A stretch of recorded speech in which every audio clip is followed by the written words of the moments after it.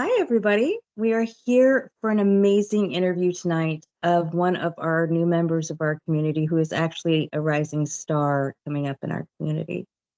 Tonight, we are here with Brian Whitmer, and we are here to talk not only about his Dercum story and his life leading up to this point, but also an amazing thing that he is doing all on his own.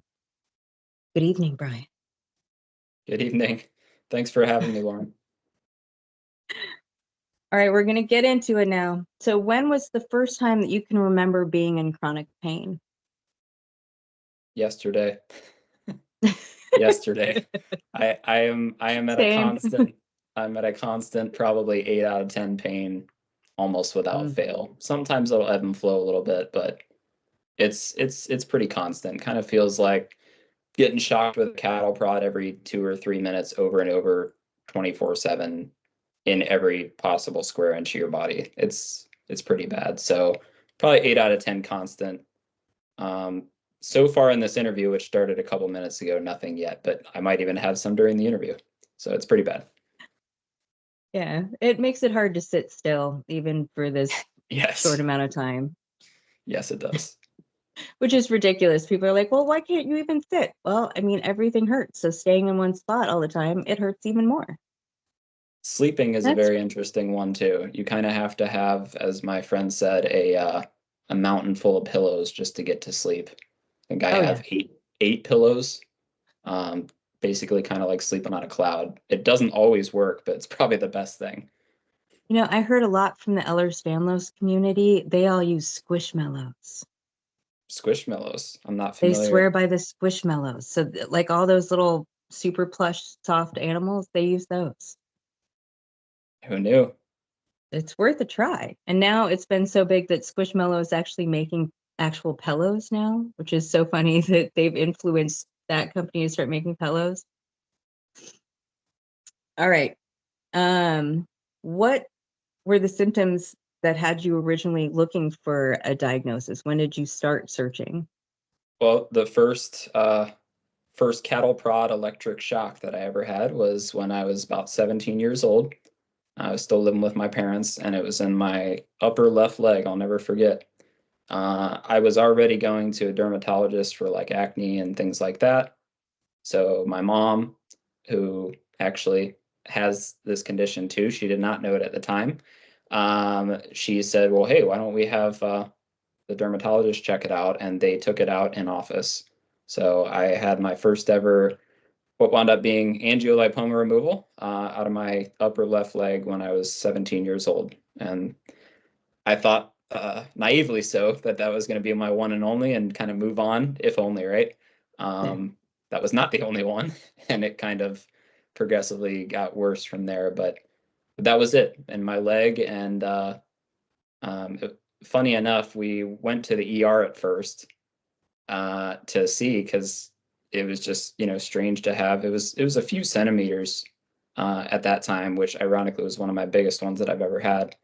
But when they felt it and they said, "Oh, this feels like a lipoma. If you want to get it out, you can get it out, but it's not a big deal." And that was the first of many "it's not a big deal, you're in pain" statements that I had. And ironically enough, for the last 20 years, virtually almost all of the medical community seems to think it's not a big deal. It's always been a big deal, but that was my first ever false statement that I experienced with respect to angiolipomas and what I eventually came to know as Dercum's disease.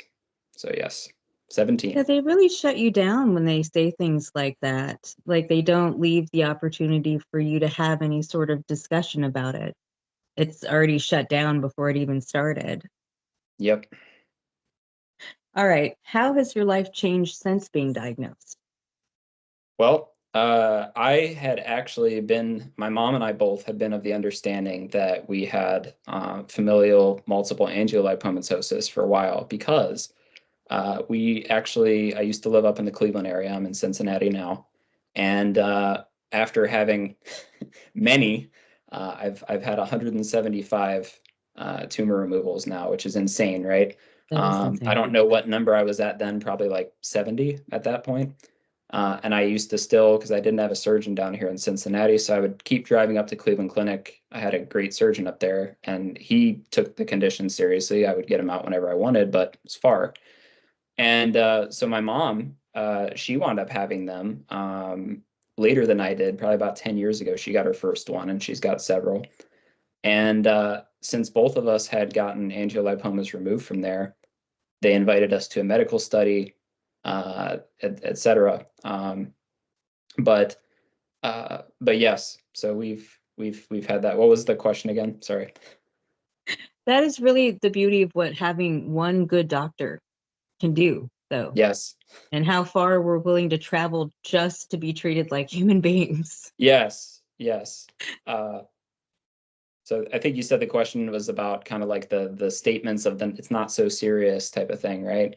Oh, it was more since you've officially been diagnosed, did that change things for you? Does it change your perspective Oh, of not only yourself, but you know?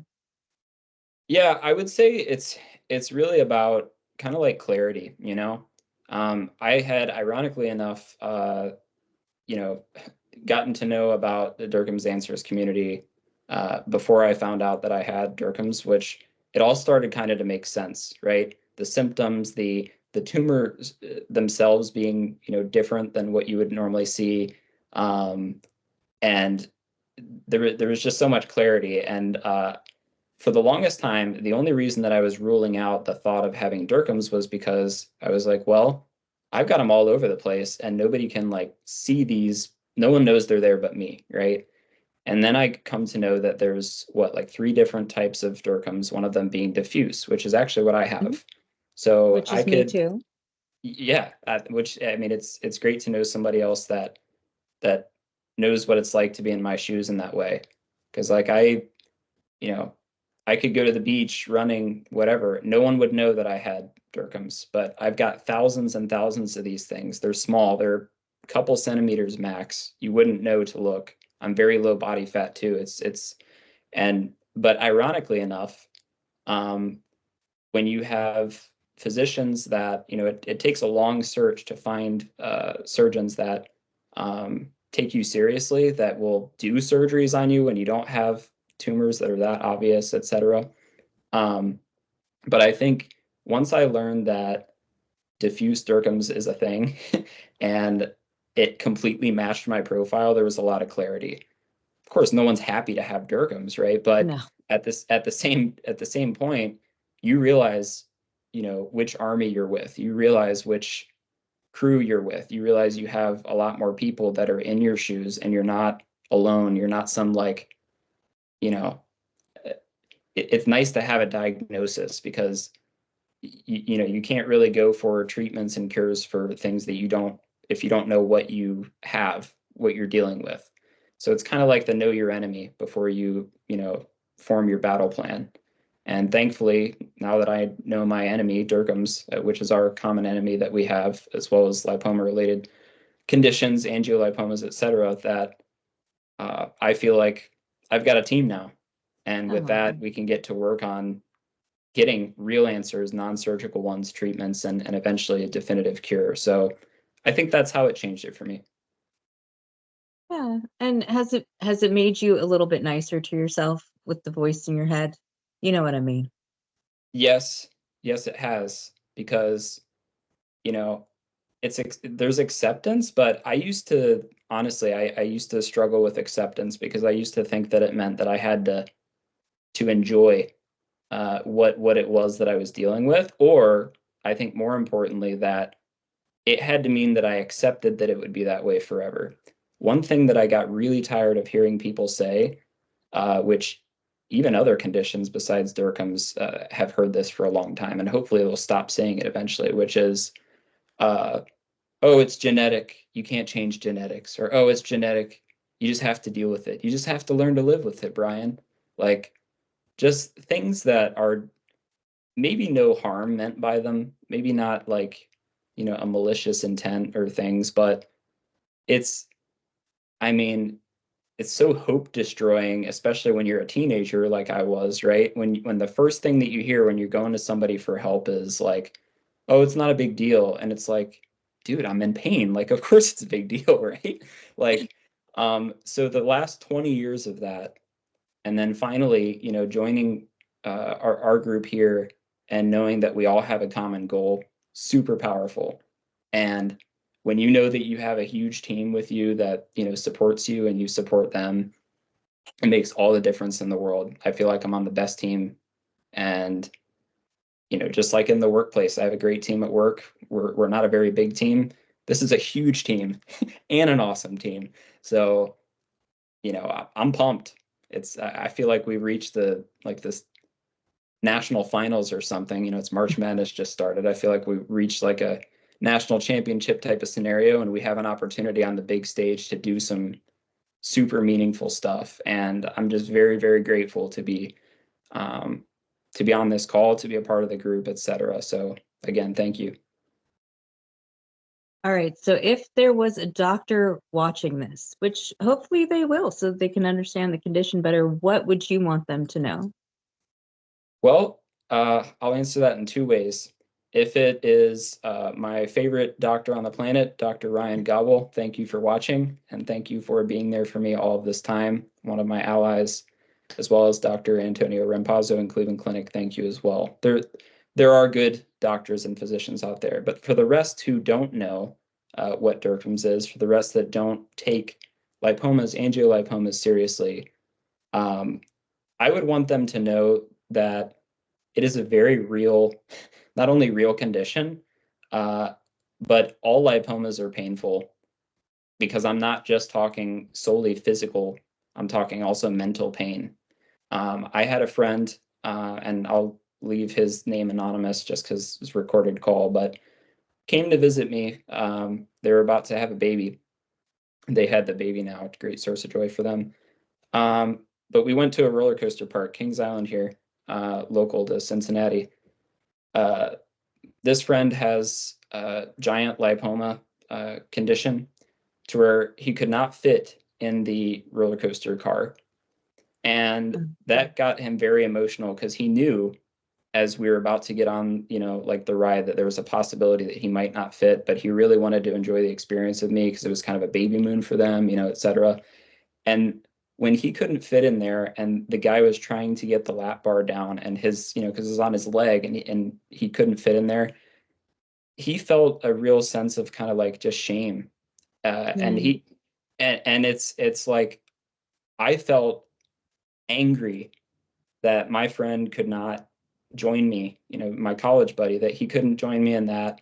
Our wives were out roaming the amusement park, having a good time and stuff, and we were about to get on this ride, and he couldn't. And I'm a 37-year-old guy now, but my friend is literally in tears because he couldn't get on a roller coaster ride and enjoy time with his friend that he hadn't seen in years and stuff. And it's like there's a certain amount of humiliation that comes with having this sort of condition. So to loop it back to the physicians, I would say there's real people behind this condition, and nobody wants to nobody wants to create inconveniences or whatever for anybody. The inconvenience is having these conditions in the first place.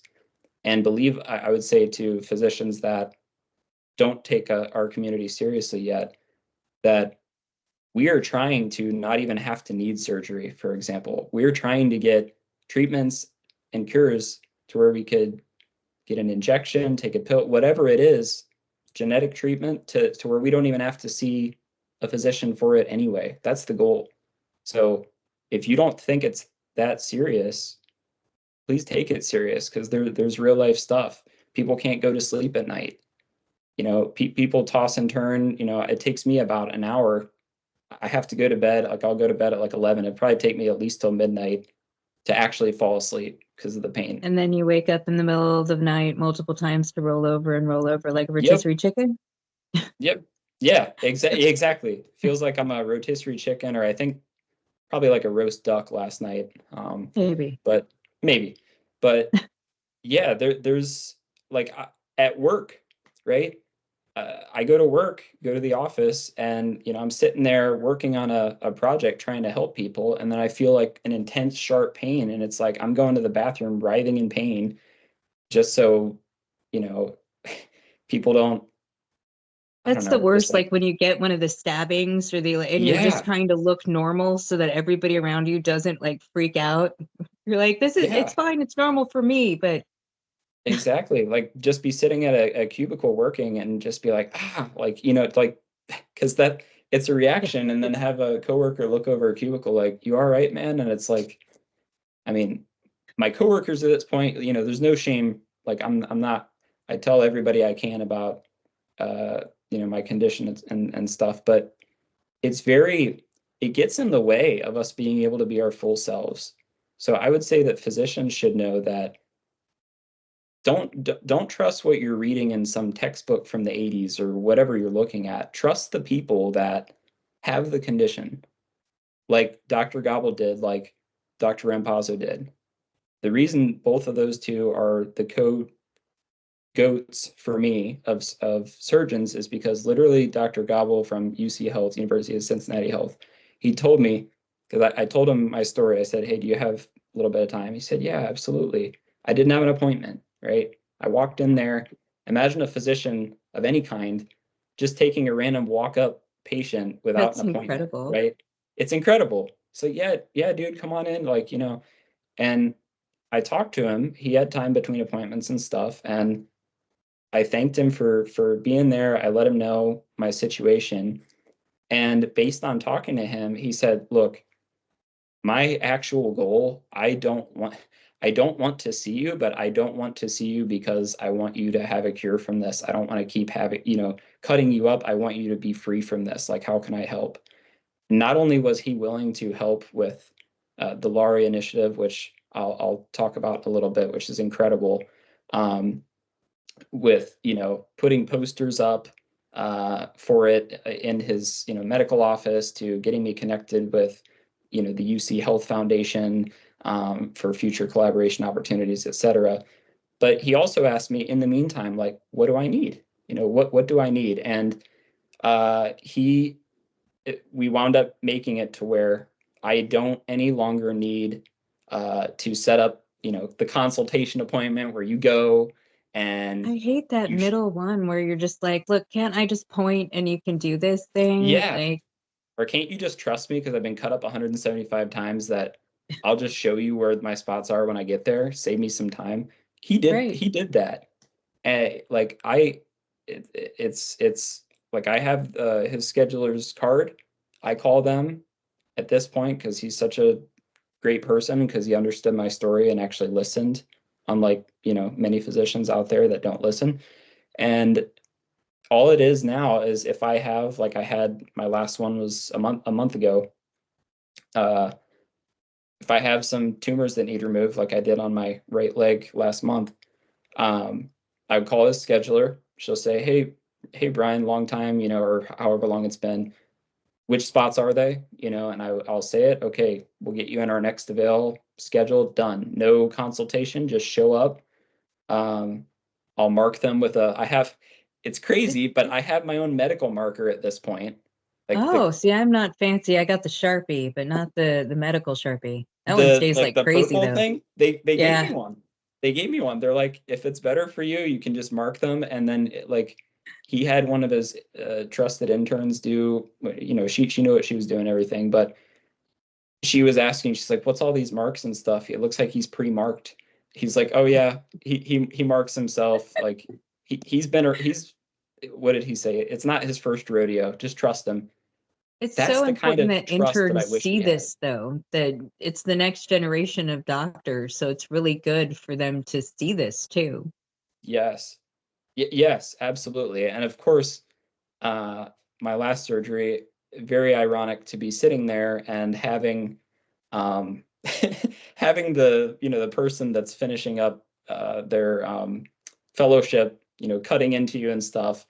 And at this point, after 175 surgeries, you're having a conversation with them, and I'm literally sitting there marketing LARI, our initiative, while I'm getting cut up. And I'm like, hey, by the way, speaking of lipomas, uh, etc. So, but it's like I got the new intern person on board, at least, within that 30-minute surgery session under local. But anyway, my point is physicians, surgeons, etc., in the interim, while we're still working toward that non-surgical treatment and eventually definitive cure, be like Dr. Gobble, be like Dr. Rampazzo, be like them, use them as models. Like LeVar Burton reading Rainbow, don't take my word for it. There's already physicians out there that are doing the right thing, and it's just kind of, I think a lot of it's a learning process, but I really believe that the more momentum we get behind, the research community, more research we get going, but especially using our voices, just like this very interview, the more people hear about that, the more they'll finally stop paying attention to what they briefly read in a medical school class, that lipomas aren't painful. And when they hear that they actually have real life consequences for people they probably know, because it's the most common subcutaneous skin tumor in the world, lipomas are, it's like, wake up, right? Like we're underrepresented, yes, but ironically enough, even though Dercum's being a rare disease, like we have, lipomas themselves are extremely common. So someone needs to take this, and some people do, but more people need to take this seriously because there's real lives affected. I now have a new goal. I need a purple pen. I They're very haven't leveled convenient. up to the purple pen. All right, the next one is, what do you want other Dercum's patients or people that are kind of searching to know? I want them to know, first of all, that Dercum's Answers community is amazing, and I feel very blessed and lucky to be here. Second thing that I would like them to know is that I have, along with my team, launched the first ever targeted crowdfunding effort aimed at getting NIH research for lipomas and lipoma-related conditions. It's very exciting. Our goal is to develop new non-surgical treatments and cures for lipomas while advancing understanding of lipoma-related conditions. And our campaign is scheduled to begin soon, pending final confirmation from who we're working with, which is the Foundation for the National Institutes of Health. The Foundation for National Institutes of Health, their motto is Bridges to Breakthroughs. They basically work with private industry to support NIH research, who, if you haven't heard of NIH, I wouldn't even say arguably, I think they're the most notorious researchers on the planet. Their intramural research program, which is what we're working through, is the largest intramural research program on the planet as well. There's some, I think it's over 1,500 principal investigators plus their teams, all on government payroll. But what we're basically doing is, people have heard of the GoFundMe's and things like that, but what we're basically doing is like it's us raising money to get research that we want done very precisely, in a very efficient way. And imagine if the world's best researchers, if you had several of the world's best researchers come to you and say, hey, I heard you want to get some research done. If you raise this money for me, to support me, your grant, if you will, if you and your team do that, I'll do this research for you. Here's the kind of research that I would like to do for you. Please vote for me. Imagine if you had like 4 or 5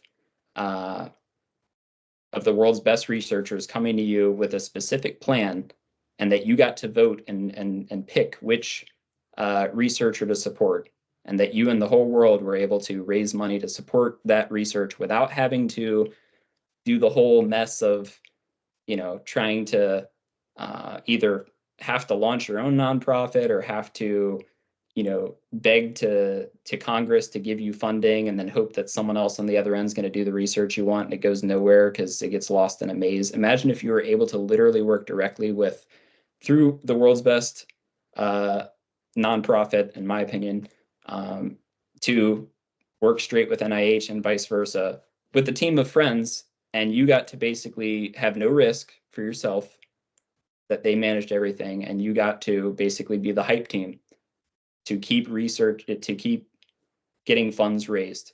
So that's essentially what we're doing. We have already, we took a public vote initially to submit names of interest to FNIH, and now we're formalizing support for our chosen researcher in collaboration with them. Each $130,000 approximately, where we're wrapping up our letter of agreement now, but roughly each $130,000 that we will raise will fund a research tranche. So around, it could be around a full year of research, depending on what the researcher wants to study.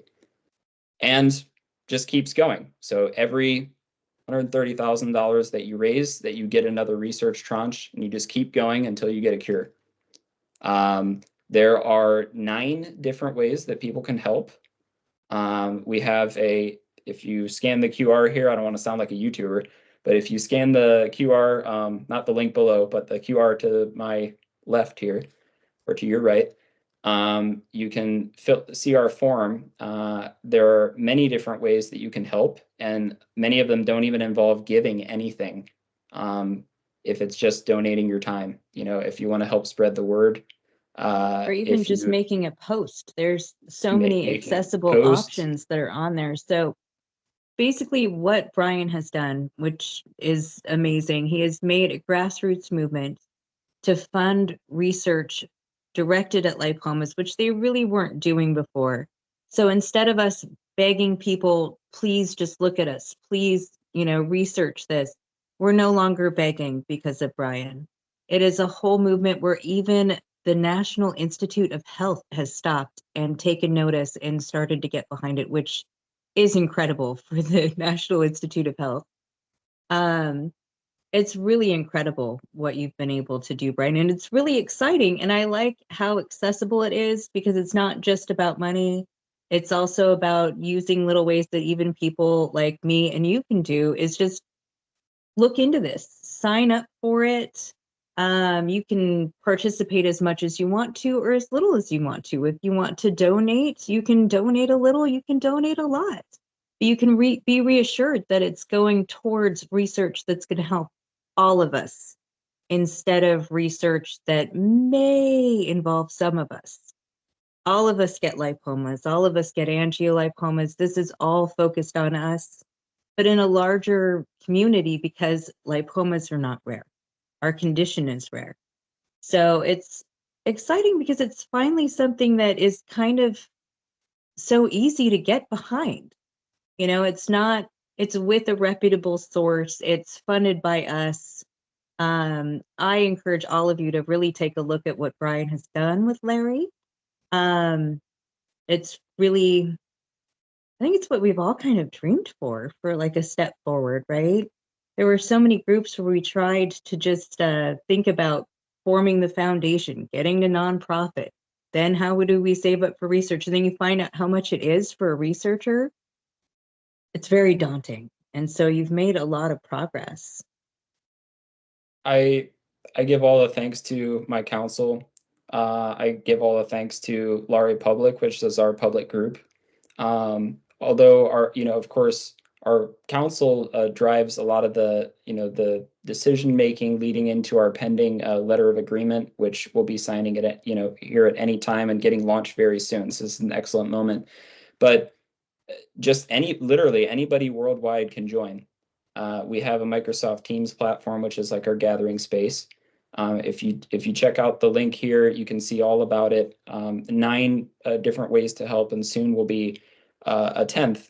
So you got your gathering space, you got different ways to help, and within the gathering space is how we stay organized. So we will have our own webpage on fnih.org for LARI that tells people what it's about.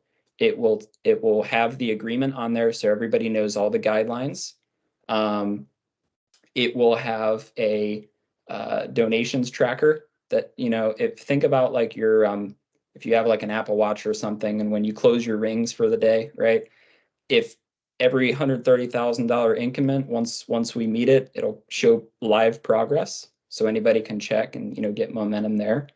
And I think one of the most powerful parts of this materializing here is we will also have our own justgiving.com page, which that is Just Giving is really a nonprofit focused. It's very aligned with what we're doing with LARI. And it's based actually over in Europe, but it's a worldwide website to where, think of it kind of like a GoFundMe.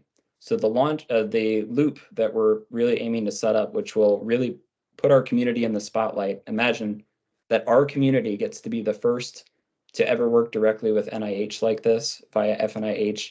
Talk about putting our community in the spotlight, right?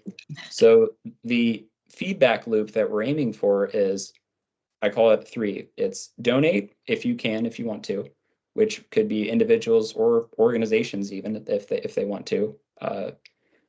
So donate, join, meaning join LARI Public, join our outreach team, see what everything's about, follow along, get our campaign materials in the background that'll make it easy for you to share social media posts or things like that. So like as FNIH approves certain postings, I have them housed. We'll have them housed on Teams so people can easily share things effortlessly. And then the third step, which I think is probably the most powerful, as Lauren was hinting at earlier, is launch your own mirror campaign. So that's the really cool part of this. Beyond the fnih.org page, we will actually have our own LARI branded justgiving.com page, so that imagine you could set up your own GoFundMe for a friend or something, and have donations go to them or whatever, right? Well, this is even cooler because you will literally be able to, anybody will be able to set up a justgiving.com page branded for LARI, where any donations go straight to the LARI campaign to support research focused on lipomas, lipoma-related conditions, including Dercum's. And the best part of that, as Lauren was mentioning, is you get to tell your own story. I think that's one of the most powerful parts. That's why I'm here on this interview. And imagine each justgiving.com LARI page being its own kind of like fishing net for donations, but also an opportunity for you to be able to each person say why LARI matters to you, right? All those voices, each with their own page, each doing its work for you, so that in the modern age, we all have lives, we all get busy. Some people might have time to do some crazy, awesome, high calorie dense activities, I guess you could say, but some might not have that kind of time, and you want to put a website up and let that do the work for you. So really, we're trying to make it as easy as possible, and that's how I think it always should have been for us. Yeah, it's very approachable, which I like. I also like that the funding platform is out of Europe, because a lot of things that we do for Europeans and for other people all around in the world, we're a little centered on the US, right? And we really want everybody to get the care that they need, the research that we need. And so we need to be, I mean, not that I don't love my country, but a little USA first less, trying to really encompass everybody.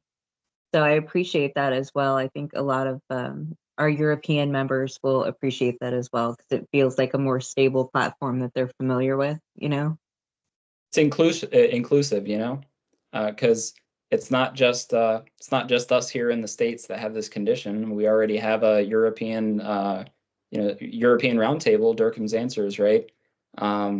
It's this is a global thing, and so this is literally planet Earth against lipomas, and in our case, Dercum's disease, as one of those the worst of those conditions. So, we have all kinds of technology, all kinds of opportunities, and now we get to partner with the world's best nonprofit and the world's best research institution. What could possibly be a more powerful, ammunition against lipomas and finding long-lasting, eventually definitive cure, and at least for now, non-surgical treatments. So you can imagine over these past few years, because it's been a little over 3 years that I've been working on the LARI project, and I'm very thankful for anybody who's willing to scan, take a look, check us out. And if you like it, join and get involved. But I have gone, as I mentioned at the beginning of this call, yes, I'm still in a 8 out of 10 pain each day, but there's nothing more powerful, just kind of like how you know, we can always count on having our brave servicemen and women here in the US to fight for us, the world's best military, fighting for us, keeping us safe, right?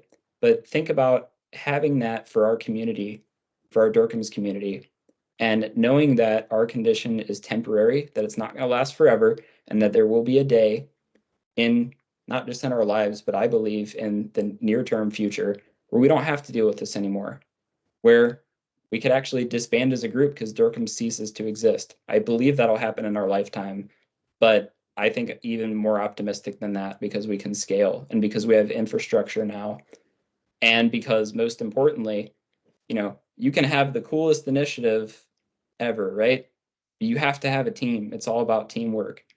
So if it's planet Earth, the world's people against Dercums and lipomas together, we can do anything.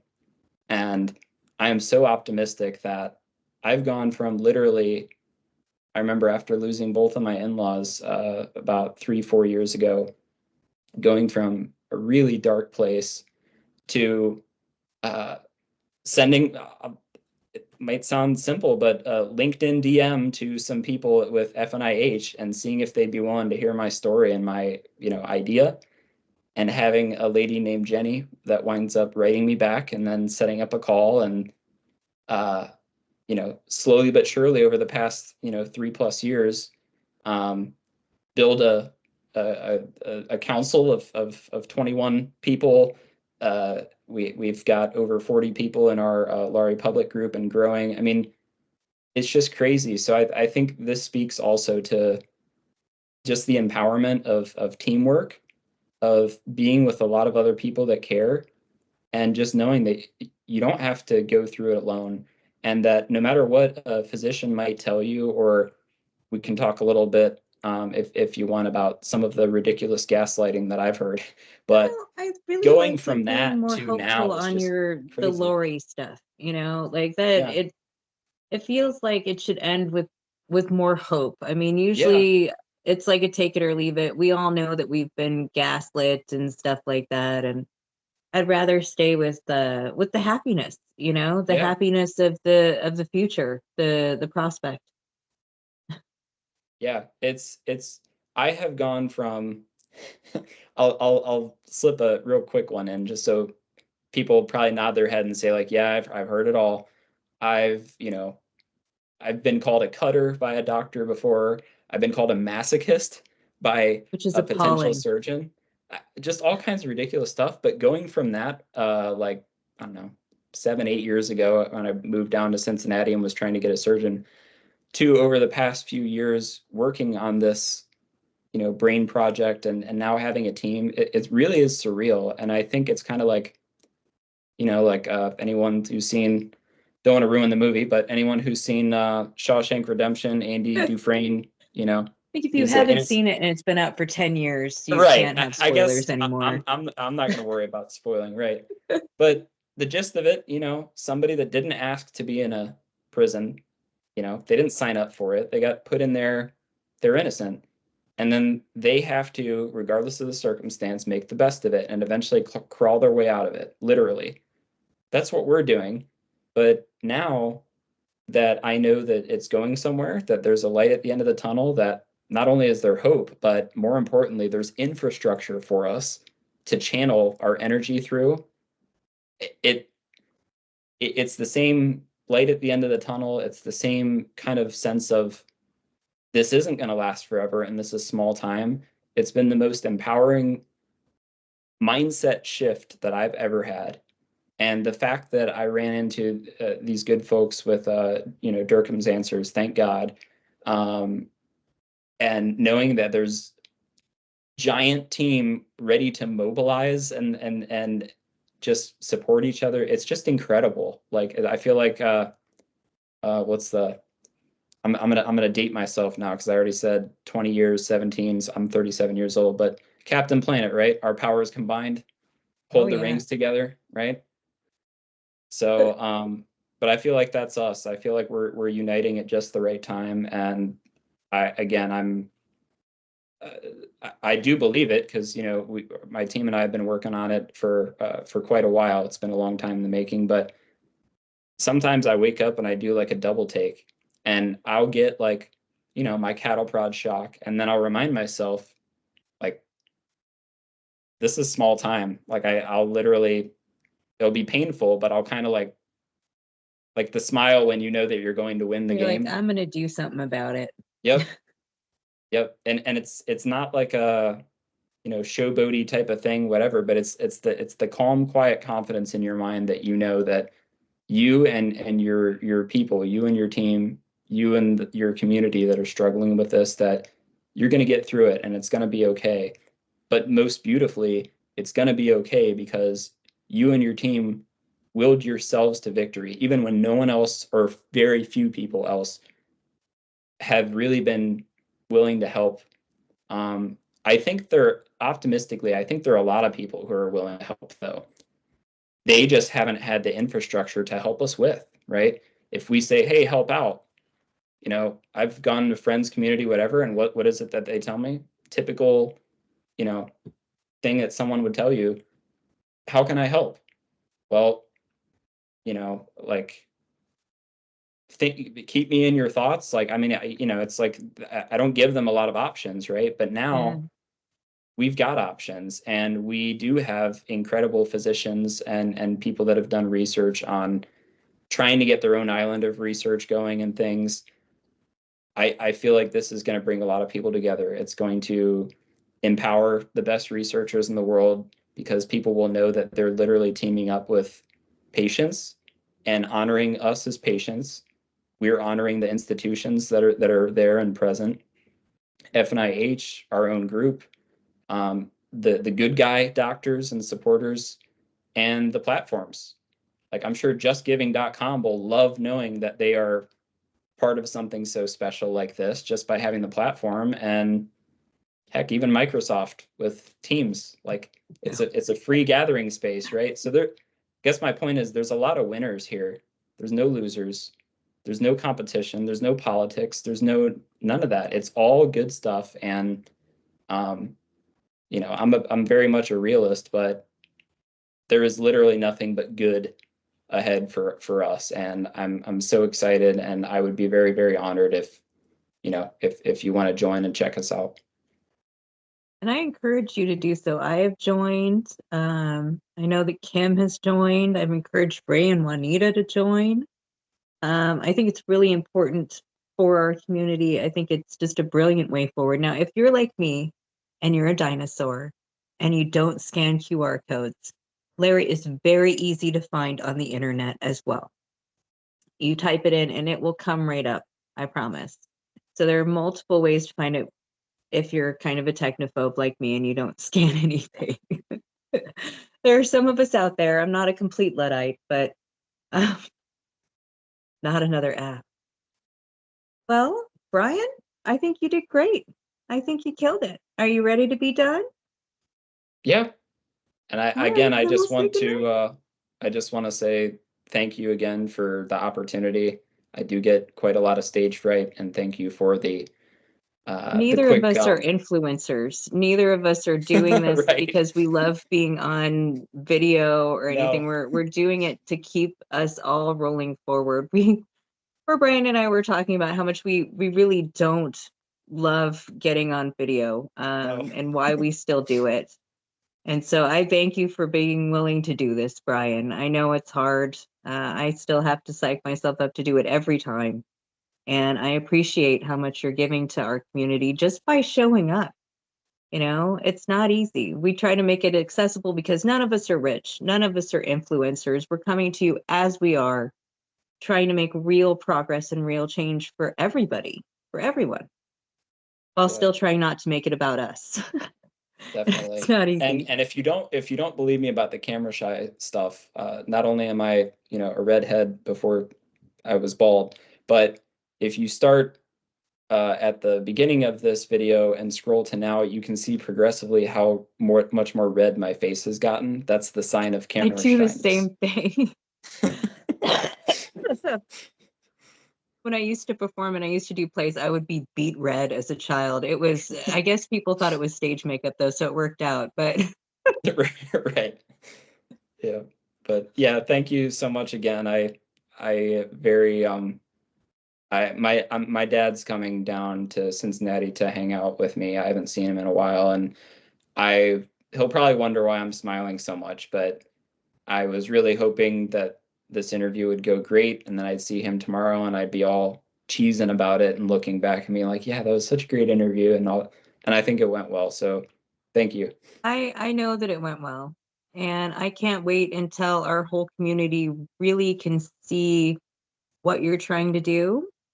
I think the one of the main things that I told Ray is that, you know, when he was getting discouraged, I was like, all that they have to do is see us. That's it. I promise you, it's all going to work as soon as we can get them to see us. And, you know, we started to be seen. And then we found each other. And Dr. Herb showed up, and all of these incredible things are happening right now. And I really think that we all pushed it together through our separate timelines. And now that we're joining on a timeline, like Captain America or Captain Mm-hmm. Planet, I think that we're going to go places. I think this is something that everybody can really get behind. So I'm excited. And I'm going to leave the interview on an excited note because it is the way that it should be. People should be excited about this and excited for the future. So Yep. thank you, Brian. And We I can't wait to thank see you. you for Dercum's Day. That'll be fun. Yes.